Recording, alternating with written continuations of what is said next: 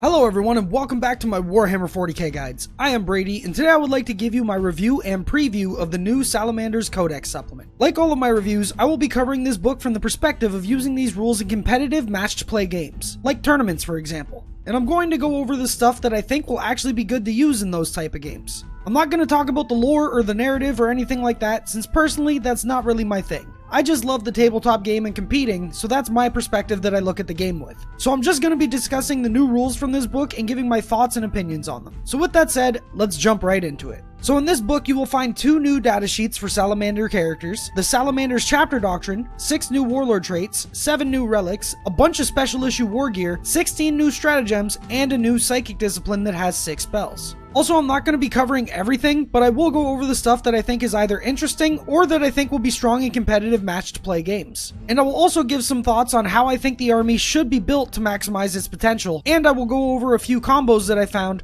that seem either interesting or very strong. So with that out of the way, let's begin with the 2 new characters and their datasheets. First off, I feel the need to say this. As some of you may have noticed, I am sometimes bad at pronouncing names, so if I mess up either of these characters' names, I'm sorry and please correct me down in the comments of this video. The first character is Vulcan Histan, and he is 130 points, and for his stats, he has a 6-inch movement, weapon skill and ballistic skill of 2+, strength and toughness 4, 5 wounds, 4 attacks, leadership 9, and a 2+ save. For his war gear, he has a bolt pistol, the Gauntlet of Forge, which is a flame weapon that has an 8-inch range, it's assault D6, strength 5, -1 AP, and 1 damage, and like all flame weapons, it auto hits its target. He also has the Spear of Vulcan, which is a melee weapon, and it's strength +2 to make him strength 6, -2 AP, and D3 damage. And to finish off the war gear, he has frag and crack grenades. For his abilities, he has Angels of Death, a captain reroll, meaning salamander units within 6 inches of him reroll once to hit. He has a 3+ invulnerable save, and an ability called Forge Father, which allows salamander units within 6 inches of him to reroll wounds for flame and melta weapons. And if you want to make Vulcan your warlord, his warlord trait gives him +2 strength, meaning he will be strength 8 for his melee attacks. The second character is Adrax Agatone. He is 140 points, and for his stats, he has a 6-inch movement, weapon skill and ballistic skill of 2+, strength and toughness 4, 6 wounds, 5 attacks, leadership 9, and a 2+ save. For his war gear, he has Dracus, which is a 12-inch flame weapon that is assault D6, strength 4, -1 AP, and 1 damage, and it automatically hits its target. He has the Malleus Noctum, which is a melee weapon that is strength ×2 to make him strength 8, -3 AP, 4 damage, and when you use this weapon, you must -1 from the hit roll, kind of like a Power Fist or a Thunderhammer. And to finish it off, he has frag and crack grenades. For his abilities, he has Angels of Death, a 6-inch aura that gives +1 to wound to melee weapons to salamander units when they charge, get charged, or heroically intervene. He has a 4+ invulnerable save, he reduces damage by 1 from incoming attacks on himself, and he has a generic captain reroll, which again is a 6-inch aura that gives reroll hit rolls of 1 for friendly salamander units within 6 inches of him. And if you want to make Adrax your warlord, his warlord trait gives him a 6-inch aura that allows salamander units within that aura to reroll the number of shots with their flame weapons when they're shooting. So for my overall thoughts on these characters, I think both of these characters are actually pretty good. They both seem pretty durable, they both look like they can hit pretty hard in melee, although I do think Adrax's stats are better suited for melee combat, especially when you consider his aura to give +1 to wound in melee, and they both provide decent utility with the bonuses that they have from their aura abilities. If I had to choose which one I liked better, I think I lean a bit more towards Adrax, but honestly, I think Vulcan will be used more often due to his re-rolling failed wounds on flame weapons and melta weapons. I could actually see some lists taking both of these characters as well, since when combined, they can make your flame weapons pretty efficient due to being able to re-roll wound rolls and re-rolling the number of shots they get. And when we get a bit more into this review, you'll see why that's a good thing, because I think this army is actually going to make flame weapons useful and actually pretty strong. So now that we're done talking about the 2 new characters and data sheets, let's talk about the Salamanders Chapter Doctrine. So the Chapter Doctrine is only available if your entire army is Salamanders, so this promotes using a pure Salamanders army instead of just throwing them into Imperial Soup or Space Marine Soup, which to be honest, I think they could still work in Imperial Soup, and they might actually be the best chapter to throw into Imperial Soup if you really wanted to, but I do think that they work really well as a standalone army as well because of their trait. So their Chapter Doctrine is called Prometheum Cult, and while the Tactical Doctrine is active, when resolving an attack made by a flame or melta weapon, you can add 1 to the wound roll. This again goes with the idea that flame weapons and possibly even melta weapons are going to be pretty decent in this army. We'll get into this a little bit more later, but I don't think you want your entire army to be flame weapons and melta weapons, and I'll go over the problems that I can kind of see coming with that if you do decide to go that route. But now let's get into the stratagems, and I will go over all of the stratagems that I like or think are useful, and I'll go over a couple of combos that you can do with the stratagems. Again, I'm not going to go over every stratagem, I'm just going to go over the ones that I like and think are the most useful in competitive play. The first stratagem I want to talk about is called Flamecraft. This stratagem is 2 command points, and during your shooting phase, it allows you to pick a Salamander's unit, and flame weapons in that Salamander unit get maximum hits when they shoot. So what that means is, if you have a unit with 5 flamers that are d6 auto hits each, then if you use this stratagem on them, they just get 6 hits for each flamer. So 30 hits altogether. This could be great on something like a unit of aggressors with Flamestorm gauntlets, since they get 2d6 auto hits for each model. And if you bring a squad of 6, you get 72 auto hits when you use this stratagem. This can actually be comboed with another stratagem that is called Relentless Determination. This stratagem is 1 command point and is activated at the end of your movement phase. And what it does is you pick a Salamander's unit from your army,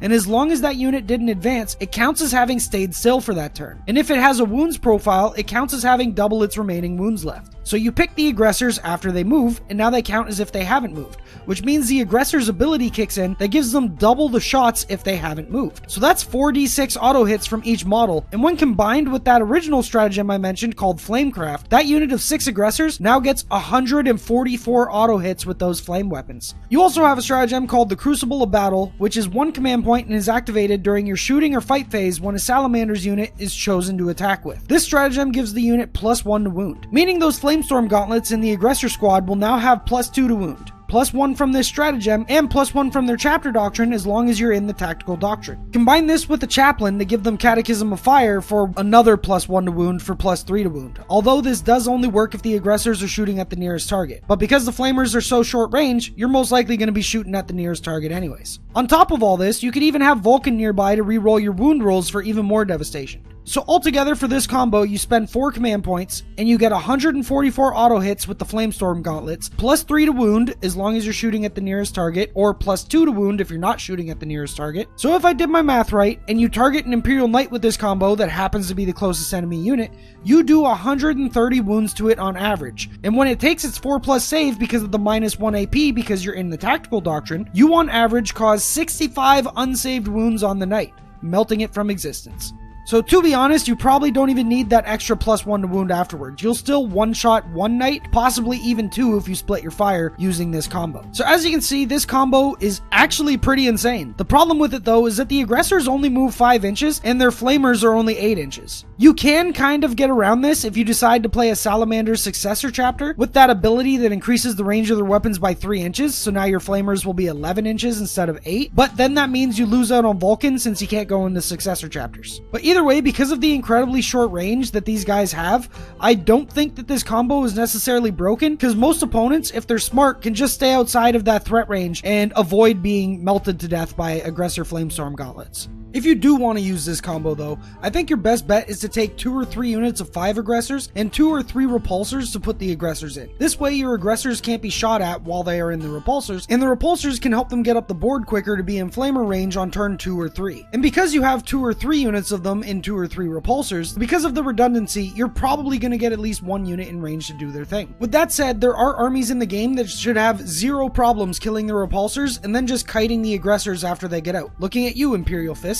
But I still do think that this is the best option if you want to run that combo. I don't think foot slogging aggressors will work very well either, because they are kind of slow and such short range, but there is a cheesy thing that you can do if you do want to foot slog them, and it involves the stratagem Self-Sacrifice. Self-Sacrifice is 2 command points, and for its ability, you pick a Salamander's infantry unit, and that unit protects other infantry units within 6 inches of it from being shot at, as long as the unit that you selected to protect everybody is out front and closer to the enemy's firing models. So you can hide a unit of infantry in a ruin where they can't be seen, and keep aggressors or centurions or whatever infantry you want to be protected 6 inches behind them. And then you activate Self-Sacrifice on the guys that are hidden in the ruin, and so now they can't shoot at your aggressors or centurions because they have to kill that unit that's hidden. And it can't really die unless your opponent has indirect fire. So technically your aggressors or centurions or whatever are immune to shooting. Another cheesy way to utilize this stratagem is to activate it on a character. and then you put the Centurions or Aggressors or whatever behind that character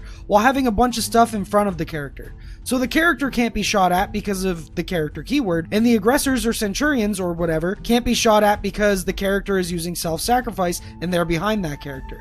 Again, it's kinda cheesy, but for the time being, it works. I do think, however, that in the upcoming Salamanders FAQ that they will most likely change this stratagem to not work on characters, and also change the wording so that the unit protecting everyone must be visible. I can't say for certain that it will be changed this way, but I assume it will be because this does seem kinda cheesy, and I think it's just something that maybe Games Workshop overlooked. But anyways, let's talk about a few other stratagems that I think are useful before we move on to other stuff like Warlord Traits, Relics, and spells. For one command point, there is a stratagem called Strength of the Primarch, and in the fight phase, you activate it on a Salamanders unit to give it +1 strength, and when they roll an unmodified 6 to wound, they do 2 damage. This can be comboed with the stratagem I talked about earlier that's called the Crucible of Battle, which gives them +1 to wound as well, meaning they will have +1 strength and +1 to wound, which means they should be able to put in some good damage depending on their target. Another stratagem I think will be useful is called Immolation Protocols, and it's one command point and is activated in your shooting phase. This makes it so that when you pick a unit, that unit's flame weapons are changed to be pistols, meaning you can shoot your flame weapons into enemy units that you're in close combat with. Again, this would be pretty damn good on aggressors. And the last stratagem I want to show you guys and gals is called Rise from the Ashes. This stratagem is one command point and can be activated when a Salamander character dies. At the end of the phase, you roll a d6, and on a 4+, that character comes back to life with 1 wound remaining. This stratagem can't be activated multiple times on the same character. This is pretty neat, since if it works in the way that I think it does, it could deny a kill point or even slay the Warlord. And then you can try to get your character out of harm's way after that. Or if you get unlucky and your character gets sniped out, but you still needed them for something important, you could use this stratagem to hopefully get that character back for your turn so that you can accomplish whatever it is that you wanted to accomplish. So now let's move on to the Warlord traits. And to be honest, there is only really one that I like. The rest are cool and all, but I think only one of them is actually super useful in competitive play. And that is the Warlord trait that Agrax takes, and it's called Lord of Fire. This Warlord trait makes it so that your Warlord has a 6-inch aura to give flame weapons rerolls on their number of hits. This could also be combined with the Vox Esperatum relic to make it so that that aura is 9 inches instead of 6. This only works if you have a generic character Warlord though, because you can't give relics to named characters like Agrax. As for the Salamander relics from this book, there are 3 that I like. The first is called Vulcan's Sigil. This relic makes it so that your Warlord's attack characteristic is increased by 1. Also, once per game, you can activate the Sigil to give +1 attack per model to all units within 6 inches of the Relic Bearer. Which, yes, that means for that turn, that Relic Bearer himself will have +2 attacks, because of the original +1, and then the +1 from activating the Sigil. Combine this with a bunch of Intercessor squads, or even veteran Intercessors for a massive 1-punch combo. The second relic I like is called Drake Smiter. This relic replaces your Thunder Hammer, and for its stats, it's strength ×2, -4 AP, 3 damage, and unmodified wound rolls of 6 cause 6 damage instead of 3. Unfortunately, you still suffer the -1 to hit though like a normal Thunder Hammer. This could be great on a Smash Captain, especially if you give him the Warlord trait that Vulcan takes, which is +2 strength, meaning that Smash Captain would be strength 10 for their attacks, and when combined with the stratagem Crucible of Battle, you can get +1 to wound as well, meaning that Smash Captain would wound Imperial Knights on 2+.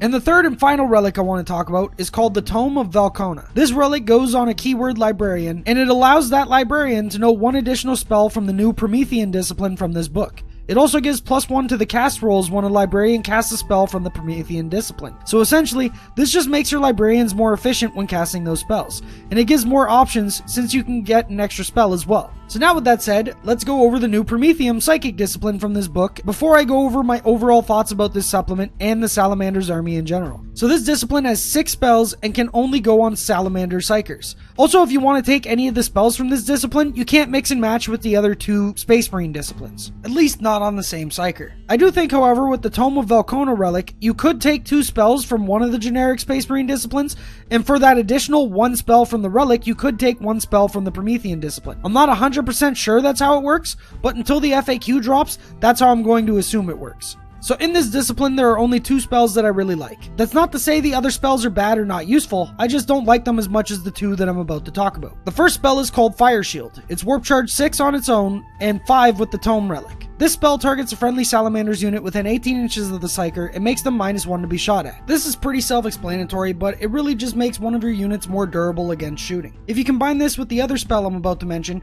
plus some stratagems in the book that make your units more durable, you could make one unit decently durable. The second spell is called Drakeskin, and it is also Warp Charge 6 or Warp Charge 5 with the Tome Relic. You can target a friendly unit within 12 inches of the Psyker and it increases their toughness by 1. Pretty self-explanatory. It makes a unit more durable. Combine this with Might of Heroes from the regular Space Marine spells so that you can have one model with +2 toughness. So for something like a Relic Leviathan, you could actually make it toughness 10. And that's it for the spells. So now I guess let's get into my overall summary of this book and the Salamanders army, and we'll call it a day. So I think the combo with the aggressors is amazing. And it does a ridiculous amount of damage that most of the time I would just say is flat out broken. But at the same time, getting the aggressors into range could be difficult. So I think that's the balance of it, and it makes it fair. If the Salamanders player can get a unit of aggressors within 8 inches of one really good target or multiple good targets, then I think the Salamander player should be rewarded for doing so. And this combo is definitely a fitting reward in my opinion. The opponent can always move block the aggressors with cheap infantry to stop them from getting in range of the good targets, or they can just straight up kill the aggressors, or they can use mobility limiting abilities on them to stop them from getting up the board. So there definitely is counterplay, unless you play a melee-centric army. I think Salamanders will destroy melee-centric armies since their primary source of damage will be melee, and Salamanders can just screen out the melee threats with stuff like Intercessors, Infiltrators, Tactical Marines, Scouts, or Eliminators, and then follow up the next turn by flaming the enemy units to death since they will be right up in the Salamander player's face. But I do think armies like Drukhari, Craftworlds, and other Space Marine chapters, Guard, Tau, essentially all the top armies that shoot. I think those armies will be hard for Salamanders to deal with because in theory, Salamanders should have a hard time getting in range to cause enough damage. With that said, I think if you're playing Salamanders, you kind of have to go with either a Flamer build because of all of your synergies, or a melee build because you have some decent synergies for that as well. And if you want to do just regular Space Marine stuff like spamming other types of weapons, then at that point you might as well play other Space Marine chapters that gain better benefits for that type of playstyle. That doesn't mean that if you're just collecting the army or playing for fun that you have to do that, because you can totally play Salamanders any way you want that you find fun, but from a strictly competitive viewpoint, if you want to build your army to play to their strengths and synergies, well, with Salamanders, that's flame weapons and melee combat from what it looks like to me. With that said, I don't think you should make your entire army out of flame weapons either. I do think you need some longer range firepower in there as well to help destroy some enemy stuff to mitigate incoming damage. This way, your flame weapons have a better chance of actually making it up the board to start actually melting stuff. This is why I gave the idea of having 3 repulsors with 3 units of 5 regressors, since the repulsors can shoot while moving up the board to accomplish that goal. This is also why I mentioned earlier that I think Salamanders would work pretty well as an ally instead of as a main force, because then you could bring another Space Marine chapter that's better at regular shooting, or you can bring something like Imperial Guard, which is pretty decent at shooting, and you can combine it with a couple of units of aggressors inside of repulsors, and yeah, get up the board and start flaming stuff with them. Because even without their chapter doctrine, that combo still can be pretty devastating if you have a chaplain to give them the +1 to wound when they shoot at something that's nearby, and you have the stratagem that gives them +1 to wound as well.